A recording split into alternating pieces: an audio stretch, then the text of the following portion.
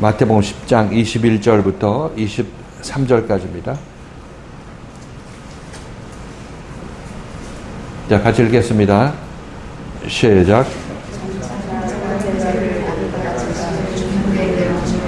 자식들이 부모를 대접하여 주게 하리라. 또 너희가 이에 믿으면 모든 사람에게 의를 가질 것이다. 나중에까지 믿는 자는 구원을 얻으리라. 이 동네에서 너희를 핍박하거든 너희를 피하라. 내가 진실로 너희에게 이르노니 이스라엘의 모든 흉내를 아는 이 곳에서 인정하오리라. 아멘. 자, 장차 형제가 형제를, 아비가 자식을 죽는데 내어주며 자식들이 부모를 대적하여 죽게 하리라. 그래서 장차라는 말은 특별히 없다고 말씀드렸죠. 그리고 형제가 형제를, 아비가 자식을 죽는데 내어주며 자식들이 부모를 대적하여 죽게 하리라. 자, 이것은 우리 이 외부에 나타나는 그 세상의 이 얘기를 하는 것이 아니라 우리 내면에서 일어나는 일을 얘기를 하고 있어요. 이 내면에서 예수 그리스도의 말씀을 받은 사람 안에서 일어나는 어떤 전쟁을 얘기를 하고 있죠.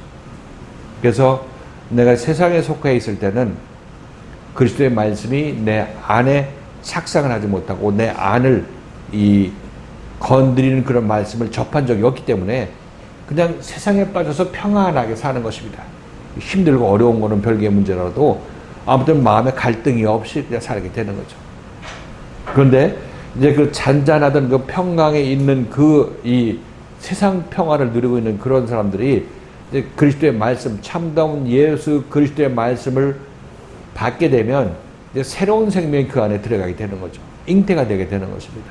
잉태가 되게 되면 이제 여러분 안에서는 이전에 없던 갈등이 생기게 되는 것이에요. 이게 좋은 갈등이죠. 왜냐하면 사망의 평안강에서 사망이 주는 평안 안에서 거기서 이제 벗어나기 위해서 생명이 들어와서 그 사망을 뒤집어엎고 생명이 그 안에서 자라나려고 하기 때문에 이 둘 사이에 전쟁이 일어나게 되는 것입니다. 사망 대 생명. 사실 생명이 들어가면 사망은 물러나야 되는데 사망을 뒷받침하고 있는 우리가 사망편이 되어서 이 하나님의 생명의 말씀을 대적하니까 하나님께서는 우리를 살리기 위해서 기다릴 수밖에 없죠. 그냥 치면은 금방 우리는 죽으면 되는데, 죽어버리면 우리는 하나님께서 어떻게 하실 일이 없죠. 그렇게 되면 우리를 죽이는 게 하나님의 목적이 아니니까. 그러니까 이것을 저항하는 것을 하나님께서 죄인들이 하나님을 대적하는 것을 참으신 것을 생각하라 이렇게 말씀하신 것처럼 이 사망은 생명을 대적하게 되어 있어요. 근데 원래 빛은 어둠이 빛을 대적할 수가 없는데 빛의 노예가 된 우리가 이 생명을 대적한단 말이죠. 하나님을 대적한단 말이죠. 무슨 얘기인지 알겠죠? 어둠은 빛을 대적할 수가 없어요. 근데 어둠의 자식은 빛을 대적합니다. 어둠의 노예가 된 어둠의 자식은 하나님을 대적하고 예수를 십자가에 못 박게 되는 거죠. 자, 아무튼 우리 마음속에 이 사망의 평강이 있을 때, 그때 생명의 말씀이 들어왔을 때는 이제 내 안에서 전쟁이 일어난다고 말씀드렸어요. 이 전쟁이 끝나야 평강이 임하게 되는 것입니다. 세상이 생명을 이겨서 생명을 멸절시켜 버리고 말씀을 떠나게 된다면 세상이 주는 평강으로 다시 돌아가게 되는 거죠. 나중에 심판받을 그 평강을 누리다가 하나님 앞에 서게 되는 것입니다. 그렇지 않고 말씀을 끝까지 따라 나서고 이 말씀과 이 자기 자신의 안에 있는 옛사람, 이 사망이 싸움에서 말씀이 승리하게 여러분들이 해주게 된다면, 그렇게 된다면 여러분 안에 평강이 임하게 되죠. 전쟁은 끝나게 되는 것이에요. 그때는 하나님이 주시는 평강이 임하게 되는 것입니다. 이 전쟁을 우리는 아마겟돈 전쟁이라 했어요. 요한계시록에서 아마겟돈 전쟁이라 해요. 자, 이때 장차라고 계속 장차라고 그러는데, 그리고 형제가 형제를 죽는데 내어준다 이런 얘기를 하고 있는 것은, 형제라는 것은 내가 먼저 갖고 있는 아들이 형이에요. 내가 먼저 낳은 아들이 형이에요. 근데 그 아들은 가인이죠. 지금 나라는 존재 안에서 내가 낳는 아들이 있어요. 내가 낳는 아들. 내가 거듭나면 아들을 낳는다고 말씀드리는 거죠. 내가 거듭났으니까 내 안에 내가 낳았으니까 낳은 부모, 내가 낳은 아들의 부모이기도 하고 또 낳은 아들이 또 나이기도 하는 것입니다. 전부 나죠, 나. 그렇죠. 예수께서 말씀하실 때 내가 거듭나야 하나님 나라에 들어가겠다 이렇게 얘기를 하셨을 때 니고데모가 내가 다시 모태에 들어갔다 다시 나야 합니까? 이렇게 얘기를 하실라. 그렇게 질문했을 때 예수께서는 육으로 난 것은 육이고 영으로 난 것은 영이라 얘기를 하고 있고 이 거듭나야 된다는 얘기를 했을 때 그거는 육신적으로 다시 모태에 들어갔다 나는 것이 아니라 영적으로 거듭난다는 것을 얘기를 하고 있습니다. 그러니까 내가 거듭나도 나는 나죠. 내가 거듭나는 것입니다. 나의 객체가 따로 어떤 아들이 생기는 것이 아니라 거듭난 나라는 것입니다. 거듭난 나가 나니까 나를 거듭나게 하는 그 부모도 내 안에 있게 됩니다. 그 거듭난 내 안에서 아들이 하나 있었다. 그런데 그 아들이 하나였을 때는 형제가 아니겠죠. 혼자니까. 근데 다시 생명이 내 안에 들어와서 이제 아벨의 생명을 가지고 가인의 생명 이외에 아벨의 생명이 내 안에 들어오게 된다면 이제 형제가 되게 되는 것이죠. 형제. 이 형제 사이에 이제 싸움이 일어나게 되는 것입니다. 그 얘기는 생명의 말씀 내 안에 오게 되면 이 생명의 말씀으로 말미암아 갈등이 생기게 되는 것을 얘기하고 있어요. 형제가 형제를 죽음에 내어준다 이런 얘기는 이 싸움은 죽기 살기의 싸움이에요. 사망이 이기느냐 생명이 이기느냐 이 싸움이라는 것입니다. 그러니까 사망은 생명에 의해서 죽어야 되는 거죠. 사망이 생명을 죽이면 사망이 내 자신을 지배하는 그런 상황에서 인생을 마치게 되기 때문에 이런 사람은 그냥 심판받고 하나님으로부터 분리가 일어나게 되는 거죠.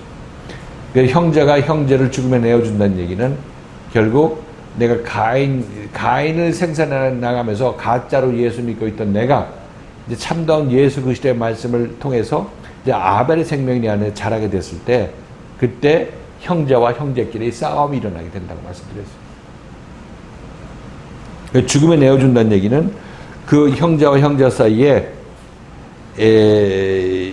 이 싸움이 일어나서 죽음에 내어주게 되죠. 지금 우리들도 예수의 생명의 말씀을 받은 자들이 여러분들은 나 이렇게 더 이상 못하겠다고 하고 이제 생명의 말씀을 거절해버리는 그런 경우가 있죠. 이게 바로 생명의 말씀, 예수의 말씀을 여러분이 거절하고 밖으로 내보내려고 하게 되면 그것은 예수를 십자가에 못 박는 행위라고 말씀드렸고 예수를 거절하고 예수를 멸시하는 그런 행위라고 말씀드렸어요. 그 생명의 말씀을 그렇게 우리는 죽이게 되는 것입니다. 뭐 칼 들고 죽이는 게 죽이는 것이 아니라 그 말씀을 묵살하고 내 밖으로 밀어내고 내가 거기에 대해서 전혀 관심을 갖지 않게 되는 것이 바로 나를 살리는 생명의 말씀을 사망으로 내어주는 것입니다. 그 형제가 형제를 죽음으로 내어준다는 얘기는 그런 때가 우리에게 있다는 거죠. 우리는 그렇게 해야 예수 십자가에 못 박는 그런 일을 해야 우리는 오히려 구원받게 되는 거죠. 그 일을 해야 된다는 얘기를 하는 것이 아니라 안 하려고 해도 그 일을 하게 되어 있다고 말씀드리는 것입니다. 우리는 예수를 십자가에 못 박는 것 그것을 딛고 일어나서 구원받지 않는 사람이 없어요. 그렇게 해야만 된다는 것입니다. 그 예수 십자가가 우리를 구원한다는 얘기는 그것을 통과해야만 우리가 구원받게 되는 것입니다. 그 여러분들도 말씀을 듣고 따라 나서는 과정에 있어서 이런 일들이 여러분에게 있게 됩니다. 원치 않아도 그 일을 하게 되어 있어요. 때가 되면. 그것이 형제가 형제를 죽음에 내어주게 된다. 이렇게 그런 때가 있다. 그렇게 된다. 이렇게 얘기를 하고 있습니다. 사도의 말씀을 받은 사람의 그 마음속에서는 그런 일들이 그런 어떤 전쟁이 있다. 이렇게 얘기를 하고 있죠. 형제가 형제를 죽음에 내어주고 아비가 자식을 죽는 데 내어준다. 그리고 자식이 부모를 대적하여 죽게 한다. 이거 뭐 서로 이제 치고받고 하는 그런 모습인데 더 큰 힘을 가진 자가 힘이 약한 자를 죽음에 내어준다고 얘기를 하고 있습니다. 그러니까 형제가 형제를 죽음에 내어준다는 얘기는 큰 자, 옛사람의 모습을 갖고 있는 가인이 새 생명을 십자가에 내어준다는 그런 얘기를 하고 있는 거고, 아벨을 십자가에 내어준다는 얘기를 하고 있는 거고, 그 다음에 아비가 자식을 죽는 데 내어준다는 얘기는 아비는 말씀을 받고 아들을 생산하는 그런 일을 하는 자죠. 부모니까. 아비가 자식을 죽는 데 내어준다는 얘기는 아비가 말씀을 거절함으로 말미암아, 생명의 말씀을 거절함으로 말미암아 자기 자식을 죽는데 내어주겠어요? 안 내어주겠어요? 아비가 말씀을 거절하면 자기가 낳은 아들을 죽음에 내어주게 되는 것입니다. 그렇죠? 지금 이들은 아들이 있어요, 없어요? 아들이 있는데 죽은 아들이 있는 것입니다. 사실 죽은 아들이 있는 거죠. 율법의 아들로 거듭나지 않았는데 거듭났다고 자기 얘기할 때 그 사람은 율법의 아들을, 죽은 아들을 갖고 있는 것입니다. 근데 죽은 아들인지 모르죠. 그 말씀을 거절하면 죽은 아들을 죽은 아들로 그냥 내버려 두게 만드니까 그 아비가 아들을 죽게 만드는 거죠. 그리고 자식이 부모를 대적하여 죽게 하리라. 죽은 아들이 부모를 대적한다는 얘기는 부모가 똑바른 말씀을 갖고 있을 때예요, 안 있을 때예요? 아들이 부모의 말씀을 대적한다는 얘기를 하고 있는 거죠. 그렇죠?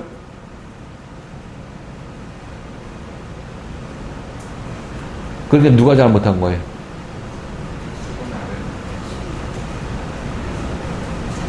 자식이 잘못한, 자식이 옛사람의 역할을 할 때 그 모습을 얘기를 하고 있습니다. 자식이 부모를 대적하여 죽게 한다는 얘기는 여기서는 말씀을 거절함으로 말씀을 말살시키는 것을 얘기를 하고 있어요. 이것이 죽게 하는 것이에요. 그러니까 부모가 자식을 죽게 하는 경우하고, 아들이 부모를 죽게 하는 경우하고, 누가 헤게모니를 쥐고 있느냐에 따라서 그거 전부 죽이는 자는 전부 옛사람을 얘기를 하고 있어요. 말씀을 거절하는 내 안에 있는 옛사람을 그렇게 표현하고 있는 것입니다. 이렇게 표현하기도 하고 저렇게 표현하기도 하고. 이것을 이렇게 얘기함으로 말미암아 단순하게 얘기하면 말씀을 거절하는 내가 말씀을 죽음에 내어주는 것입니다. 이건데 지금 여기서는 형제가 형제를 죽음에 내어준다고 표현하기도 하고 있고, 그 다음에 부모가 자식을 죽음에 내어준다고 표현하기도 하고 있고, 또 역으로 자식이 부모를 죽음에 내어준다고 이렇게 표현하고 있다는 것을 알 수가 있습니다. 어느 경우나 전부 다 내 안에 있는 옛사람이, 세상에 속한 옛사람이 말씀을 거절하는 경우를 이렇게 다양하게 표현하고 있는데, 이렇게 표현하는 이유는 우리 안이 단순하게 나 혼자 딱 하나뿐만 아니라 부모, 자식이 있다는 것을 얘기해요. 그것을 이렇게 이런 말로 표현해주고 있어요. 그래서 말씀을 우리는 들을 때 말씀을 전하는 자하고 말씀을 받는 자하고 이 둘이 합치가 되어야 말씀을 제대로 전달받을 수 있다는 것입니다. 그 중에 어떤 하나가 저항을 해도 말씀은 제대로 그 자리를 찾을 수가 없다는 것을 이렇게 표현해서 얘기해주고 있습니다. 그럼 말씀을 들었을 때 내가 그것을 거절하게 되면 아무리 하나님의 말씀이라도 내가 말씀을 말살시키고 죽음에 내어주기 때문에 내 자신을 내가 죽일 수 있는 것이고, 또 말씀을 전하는 자가 가짜 말씀을 전하면 내가 살고자 해도 그 가짜 말씀을 받으면 나는 죽을 수밖에 없다는 것을 얘기를 하고 있어요. 그러니까 여기서 이 말씀은 서로 형제와 형제, 부모와 자식, 이 관계는 결국은 생명의 관계인데, 생명의 말씀은 제대로 전달되려면 말씀을 전하는 자하고 말씀을 받는 자하고 한 마음이 되어야 온전히 생명이 전달될 수 있다는 얘기를 여기서 이렇게 표현해서 얘기하고 있다는 것입니다. 어느 경우나 우리는 생명을 받을 수 없는 경우를 이렇게 얘기를 하고 있어요. 그렇게 되면 형제가 형제를, 아비가 자식을 죽는 데 내어주며 자식들이 부모를 대적하여 죽게 하리라. 그래서 이 죽게 하는 그 존재는 우리 옛사람을 얘기해요. 옛사람을 얘기를 하고 있어요. 그 죽게 하는 것도 지금 유대인들이 예수를 죽게 했죠. 십자가에 못 박았습니다. 그죠? 십자가에 못 박았어요. 그리고 베드로도 예수를 십자가에 못 박았습니다. 물론 이제 베드로는 물리적으로 예수를 십자가에 못 박은 것은 아니죠. 그러나 그의 말씀을 거절함으로 말미암아 예수를 십자가에 못 박는 일을 베드로로 했다는 것입니다. 그렇죠. 근데 베드로는 구원을 받았고 유대인들은 구원을 받지 못했어요. 지금 여기서 지금 형제가 형제를, 아비가 자식을 죽는데 내어주며 자식들이 부모를 대적하여 죽게 하리라 하는 것은 내 안에서 이런 일이 말씀을 앞에 두고 일어나고 이런 일들이 일어났을 때 회개하게 되면 우리는 구원받게 되는 거죠. 저 죽게 했지만은. 그러나 말씀을 떠난 상태에서 이 일들이 일어나게 되면, 말씀을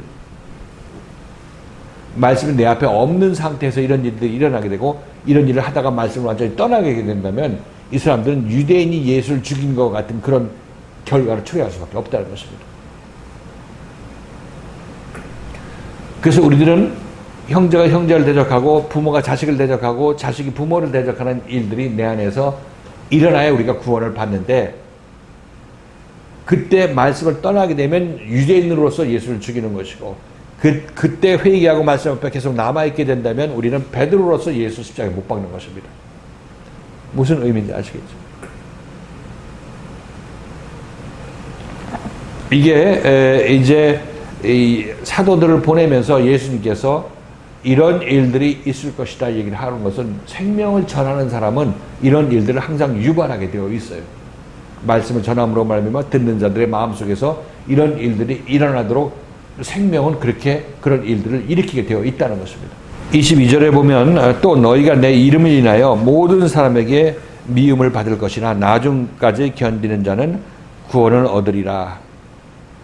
여기서 너희가 내 이름으로 인하여 모든 사람에게 미움을 받는 얘기는, 우리 외부적으로도 사도들이 유대인들로부터 죽임을 당하기도 했죠. 죽임을 당하기도 했고, 세상 사람들로부터 미움을 받았습니다. 미움을 받았는데, 이제 문제는 이것이 개인에 있어서 사도의 말씀이 내 안에 들어오게 되면, 나도 내 안에 있는 세상 사람이 이 사도의 생명을, 사도가 주는 생명의 말씀을 거절하게 된다는 사실인 것입니다. 이게 중요하죠. 이게. 그죠? 우리가 사도들이 다른 사람들로부터 많은 핍박을 받는다 이렇게 되면 그것은 사도의 문제지 나의 문제가 아니라고 생각할 수도 있겠죠. 그렇죠? 그럼 또 사도들이라도 꼭 핍박받는다는 필연적인 그런 어떤 조건은 없는 것입니다. 왜냐하면 유대인들은 지금 있지도 아니하고, 지금 이 세상에 있지도 아니하고, 지금 사도의 생명을 가진 사람이 어떤 환경상 세상 사람들을 접할 때 멀리서 접할 그런 사도들이 있거나, 아니면 그 다른 이 물리적으로 똑같은 일들이 일어날 수는 없는 것입니다. 그렇지만 이 진리의 말씀은 우리 모두에게 일어난 일들을 얘기를 하고 있기 때문에 우리 내면에서 일어난 일로 이 말씀이 우리가 이해되어야 될 것입니다. 이해되어야 되는 것이죠. 너희가 내 이름으로 인하여 모든 사람의 미움을 받는다는 얘기는, 그리스도의 생명의 말씀이 여러분 안에 들어가게 되면 여러분 안에 있는 세상 생각들이 있을 거 아니겠어요? 기존에 있는 세상 생각들이. 그 모든 생각들이 이 말씀을 대적하죠. 미움받게 되는 것입니다. 그러니까 원망하고 투덜거리고 집에 가야 되겠다 이런 생각 드는 것은 여러분 안에 있는 모든 생각이 이 말씀을 대적하고 미워하기 때문에 그런 것이에요. 다시 한번 얘기를 하지만 이런 생각이 있어야 하는 것입니다. 있는 것이 당연한 건데, 문제는 이런 생각하고 하다가 완전히 그 생각이 밖으로 끌려나가게 되면 말씀과 단절이 되기 때문에 그 사람 구원의 기회가 없어지는 것이고, 말씀 앞에 남아있어서 회개할 기회를 갖게 되면 이런 과정을 통해서 우리가 구원받는 것입니다. 너희가 모든 사람들로부터 미움을 받을 것이나 나중까지 견디는 자는 구원을 얻으리라. 여러분 안에서 사도가 핍박받을 때 여러분 앞에서 생명의 말씀을 전하는 그 사도는, 그죠? 그 사도는 여러분에게 정신차리라고 얘기를 하고 있죠. 왜 사도의 생명을 멸절시키려고 하느냐 이런 얘기를 듣겠죠. 이런 얘기를 듣는 여러분들은 힘들겠어요? 힘이 안 들겠어요? 힘들겠죠. 똑바로 하라고 여기서 이제 말이 강하게 나가니까. 그것도 반복적으로 계속 여러분들에게 깨우칠 때까지 말씀이 계속되니까 힘들겠죠. 그래서 여러분 내면에서 사도의 말씀이 여러분들 미워하는 그런 상황에서 말씀 앞에 있다면, 사도의 말씀을 미워하는 것은 여러분들이 뭘 요구하는 것이냐면, 여러분 눈앞에 있는 사도로부터 날 책망해 주셔야 하는 그런 얘기를 하고 있는 것입니다. 책망은 당연히 여러분이 있게 되는 거죠. 여러분도 힘들고, 여러분도 핍박받는, 여러분도 멸시당하는 사도도 힘든 거죠. 피차가는 어차피 십자가는 쌍방향이기 때문에. 이것이 여러분에게도 힘들고 또 사도들도 힘든 것인데 나중까지 견디는 자는 구원을 얻으리라. 뭐 사도는 나중까지 견디죠. 견뎌야 될 것은 여러분들, 우리 말씀을 듣고 고침받아야 될 우리가 견뎌야 되는 것입니다. 언제까지 견디느냐? 나중까지 견딘다. 그러니까 견디는 것은 견디다가 아이고 십자가 가까이 가서 큰일 날 뻔했다고 돌아가게 되면 이것은 나중까지 견딘 자가 아니죠. 언제까지? 구원의 날까지 견디는 것입니다. 끝까지 견딘다. 구원의 날까지 견딘다. 나중까지 견딘다. 모든 일이 끝난 다음에도 견딘다. 그때까지 아직 견딘다. 이렇게 표현할 수밖에 없어요. 구원은 이런 견딤 속에서 이루어지는 것입니다. 나중까지 견디는 자는 구원 얻으리라. 사도는 생명의 말씀을 가진 자로서 이미 말씀과 하나 된 자로서 구원받을 필요가 없습니다. 사도의 생명의 말씀을 받은 우리들에 관해서 얘기를 하고 있는 거죠. 그것이 끝까지 견뎌야 우리가 구원받는다. 23절에 너희가 이 동네에서 너희를 핍박하거든 저 동네로 피하라. 내가 진실로 너희에게 이르노니 이스라엘의 모든 동네를 다 다니지 못하여서 인자가 오리라. 이 동네에서 너희를 핍박하면 저 동네로 피하라. 이렇게 얘기를 하고 있는데 이것은 어제 제가 여러분에게 말씀드릴 때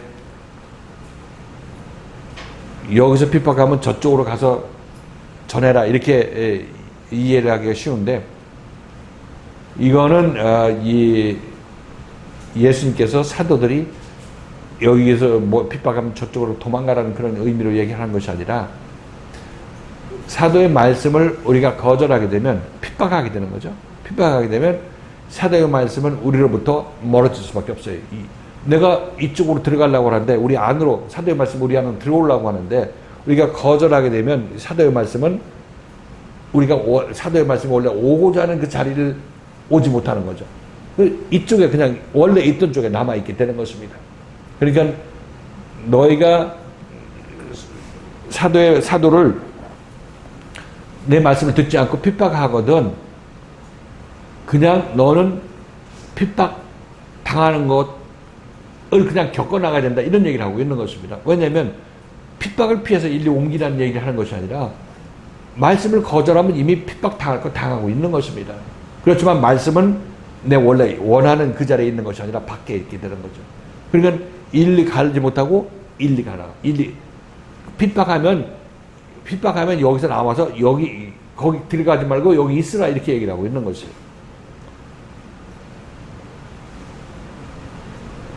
또 그럴 수밖에 없고 말씀 앞에서 지금 말씀이 여러분에게 전파되어서 여러분 마음속에 들어가서 여러분을 고치고자 했을 때 여러분을 거절하게 되면 말씀이 원래 가고자 하는 자리에 가지 못하죠. 다른 자리에 있게 되는 것입니다. 들어가지 못한 자리에 다른 자리에 있게 되죠. 또 기회를 보게 되는 것입니다. 그렇지만 거절받은 것에 대해서 어떤 생명의 말씀은 아픔을 갖고 있죠. 핍박을 받고 있는 것입니다.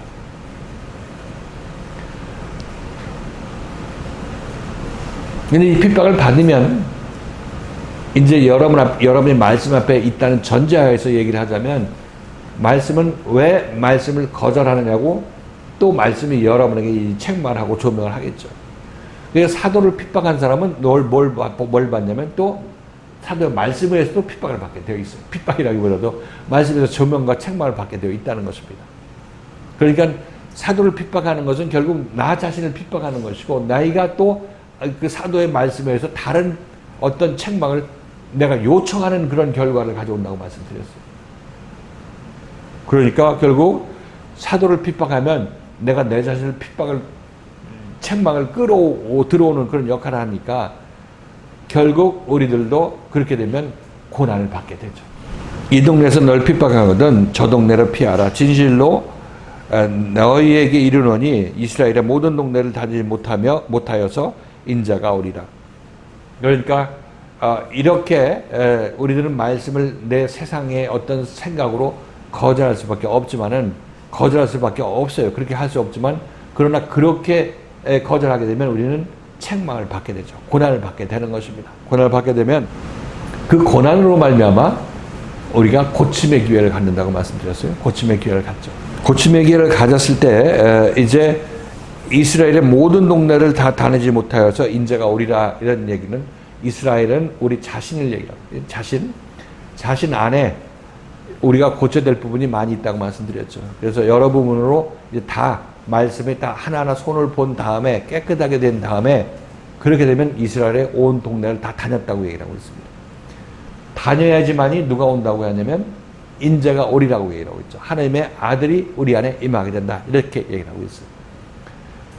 그래서 여기서 이 인자가 오는 것하고 먼저 얘기하고 있는 이 나중까지 견디는 자는 구원을 얻으리라 얘기를 하는 것은 구원을 얻으리라 얘기하는 것하고 인자가 오리라 하고 구원을 얻으리라는 얘기하고 같은 의미죠. 그래서 이스라엘의 모든 동네라는 것은 우리가 이 복음이 이스라엘까지 물리적으로 저쪽 팔레스타인 지방으로 복음이 전파돼야 그때 끝이 온다. 그때 예수께서 재림하신다. 이런 얘기 많이 하는데 그런 의미의 인자가 오는 것을 얘기를 하는 것도 아니고 이스라엘도 그 이스라엘을 얘기를 하는 것이 아니죠. 우리 내면에서의 예수 믿는 사람들을 이스라엘이라고 얘기를 하고 있습니다. 그러니까 이스라엘의 온 동네라는 것은 내 안에 있는 여러 가지 세상적인 생각들을 갖고 있는 내가 있는 내면의 여러 부분들을 이렇게 얘기를 하고 있다고 말씀드렸습니다. 그래서 이것은 사도들에 대한 이 고난이기도 하지만은 그러나 사도와 연합된 그 사도들의 생명을 받아야 되는 우리의 고난이기도 하는 것입니다.